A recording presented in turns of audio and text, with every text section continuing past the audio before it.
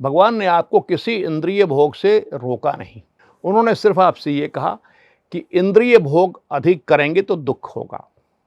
आप जानते हैं दुख कैसे होता है। अधिक भोजन करेंगे तो क्या दुख होता है पता है आप? अस्पताल जाना पड़ता है।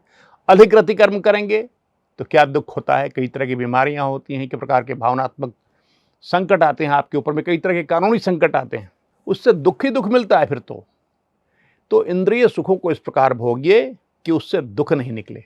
यानी संयम में रहिए, मर्यादा में रहिए, कानून के दायरे में रहिए। तो इंद्रिय भोगों से मना नहीं किया।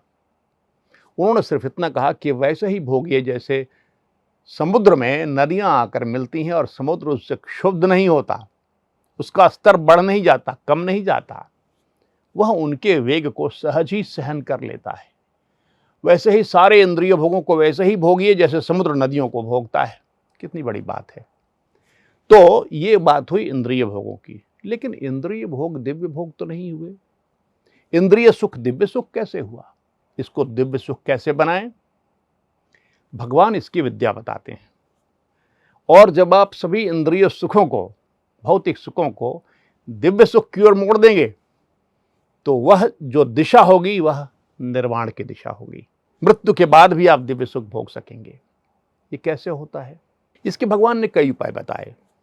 उन्होंने कहा कि जितने भी कर्म करें, जितने भी भोग भोगें, वो सब मुझे समर्पित करके भोगें, और जितने भी कर्म करें वो मेरे लिए करें। जितने भी कर्म करें मेरी प्रसन्नता के लिए करें।